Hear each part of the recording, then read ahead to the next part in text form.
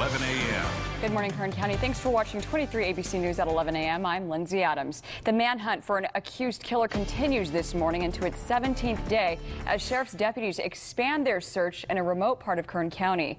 Now, this is a picture of that suspect, Benjamin Peter Ashley, who is accused of taking 3 men hostage, murdering another man at a cabin in Jawbone Canyon, and injuring 2 sheriff's deputies. 23 ABC's Leslie Marine is live from the command post in Weldon with the very latest on this investigation. Good morning, Leslie. For the first time in more than 5 decades, the red, white, and blue will fly high in Cuba. Secretary of State John Kerry in Havana today with a flag-raising ceremony. You could see in this video the American flag being lifted over the newly opened U.S. Embassy. The American Embassy hasn't been open in Cuba since it closed back in January of 1961 as diplomatic relations between the 2 countries ceased. Late last year, President Barack Obama announced the 2 countries would re-establish diplomatic ties after 54 years. The next step in the thawing process will be continued discussions to expand economic ties. Now, the opening ceremonies, they already begun, and we will continue to bring you updates as soon as they are available. Well, check this out. New photos of former Cuban leader Fidel Castro. They show him with Venezuelan President Nicolas Maduro and Bolivian President Evo Morales. Castro is celebrating his 89th birthday yesterday. The pictures show Castro and Maduro just after they surprised Morales at his hotel room in Havana. No word this morning on whether they attended the ceremony or not. We're getting a new look at the accident involving a sheriff's deputy that left a local motorcycle rider dead. This morning, his family says it's proof of their case against the county. Now, this surveillance video released by Larry Meharry's family shows the collision with Deputy Marvin Gomez. 59-year-old Meharry was headed home from work eastbound on Norris Road with Gomez, who had his lights and sirens on, suddenly turned in front of him. Meharry's family and attorneys say Gomez didn't ensure that the lanes were clear before the accident. The deputy needs to get to wherever it is he or she is going quickly in order to do their job. But they must do so with due regard for the safety of the citizens of this county. Now, when we asked for comments, the Sheriff's Department referred 23 ABC to County Council. They were not available to speak to us. The BPD and Kern DUI Task Force will be out in force tomorrow night with 2 checkpoints in the greater Bakersfield area. And this is file video of an earlier checkpoint. Officials say it's designed to try and cut down on the number of people injured or killed each year in DUI-related collisions, and also to take unlicensed drivers off the road. As California deals with a historic drought, a new report shows relief could be right around the corner. Federal meteorologists are now saying that the current El Nino, which is already the 2nd strongest on record for this time of year, has the potential to be the strongest in 65 years. Meteorologists believe that this El Nino could bring heavy winter rain to much California. They say the state would need 1.5 times its normal rainfall to get out of this current drought. Still, this El Nino has been so strong that some meteorologists have taken to nicknaming it Bruce Lee, and in other circles, they've named it Godzilla. KUZZ reporter will return to a Kern County courtroom later on this month after pleading not guilty to charges of inappropriate communication with a 13-year-old girl. Reporter Scott Thackeray pleaded not guilty yesterday to contacting the girl on the internet with the intent to commit a lewd act. He was arrested last month after officers posed as the girl online. He's facing 2 felonies and a misdemeanor. This morning, dozens of people working for Chevron here in Bakersfield now looking for jobs. Chevron tells 23 ABC that due to the current market environment, it's cutting 56 positions in the San Joaquin Valley business unit right here in Bakersfield. The company says its focus is on increasing efficiency and reducing costs.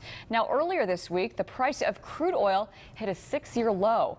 Trading closed at more than just $43 a barrel on Tuesday. That's down from almost $53 a barrel not even a month ago. Hundreds of people paid tribute to Bakersfield country music legend Buck Owens during a birthday bash in his memory. Tracy Lawrence headlined the annual event, belting out some classic Buck Owens songs. Mo Pitney and the Buckaroos also took stage as well. Pitney says he remembers his father would always have a Buck Owens record on display. And I put the record on one time and listened to it, and I was hooked. And I've heard and not even trying to learn Buck's music, but just learned all the songs just from how many times I've listened to all the records. And so it started early. I was probably 13, 14 when I found Buck Owens' music. Owens, who passed away in 2006, would have turned 86 this week. Still much more to come here on 23 ABC News at 11 a.m. Bear attack. One man seriously injured by a wild bear. Why officials say these incidents are becoming more common. 11:07, you're watching 23 ABC. The drought is being blamed this morning for a bear attack that landed a Central California man in the hospital with some serious injuries. A 200-pound black bear attacked 67-year-old Larry Yepes outside his home in Mid-Pines yesterday morning. Yepes suffered lacerations and puncture wounds to his legs, arms, abdomen, hands, and feet, but is expected to make a full recovery. Mariposa Fish and Wildlife officials say more bears are coming into residential areas looking for food and water due to the drought. They say it will be euthanized if found. Throughout this week, kids in Kern County, well, they have been returning to school. Next week, even more will be back in class. That means there is still some last-minute supplies to be had. Yesterday, some students in Lamont were able to get some help with those supplies, as about 200 backpacks and other school items were made available. This is all thanks to the California Department of Child Support Services. August has been declared Child Support Awareness Month in California. Today, students in Lake Isabella will also have a chance to get backpacks and supplies. It's part of the same program that supplied students in Lamont.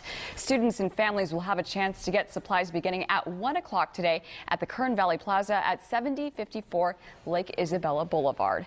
Over the last couple of years, Stay Focused Ministries has also provided backpacks to students that are heading back to school. Today, they'll do so again. Over the years, Stay Focused Ministries has provided gifts for kids during Christmas time and has put on egg hunts at Easter. Today, they'll host their third annual backpack giveaway.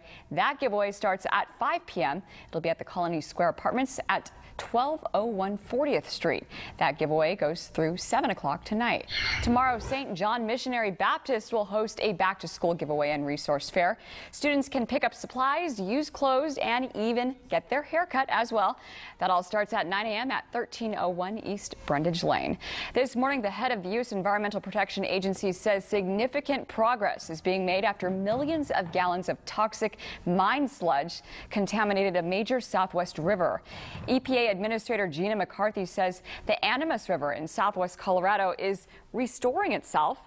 Recent test results show improvements. The agency accidentally unleashed 3 million gallons of contaminated wastewater on August 5th as they inspected the Gold King mine near Silverton, Colorado.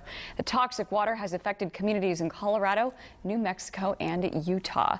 Well, if you take a look at this video, an armed robbery victim is in jail after police say he plowed his car into two people suspected of robbing him, sending one just flying into the air. You can see that right there in the video. Not only did both of those men that were hit survive, neither one of them was seriously injured. It all happened near a park in Rio Rancho, New Mexico. This is just a few minutes after the suspects robbed 18-year-old Quinn Chavez. He was the driver of that car. Police say Chavez saw them running down the street and decided to get his revenge. All three men are now behind bars. The Valley Air District hosting free car emission tests this Saturday at the Kern County Fairgrounds. They'll also be handing out vouchers to repair out-of-tune vehicles. The testing begins at 9 a.m. on Saturday. You are encouraged to get there early. And speaking of healthy air, Kelly, looks gorgeous. Bear Valley Springs right behind you. That's right. You know, took a lot of my thunder there, but that's okay. I'm sorry. No, we love it. We love it. Did you see triple digits on the first day of school? You know, growing up in San Diego, I don't think we got that hot, but it was hot nonetheless. So. Yeah, could you imagine? I'm from Arizona. It'd always be like 115 or something going back to school. Ooh. So 102, you guys can handle it. You'll be fine. We'll be okay. We'll make it through. Thanks, Kelly. Still to come, drought dilemmas. Find out if the latest impacts on our state's drought, how it's causing some problems for our local fish. 11:19, you're watching 23 ABC.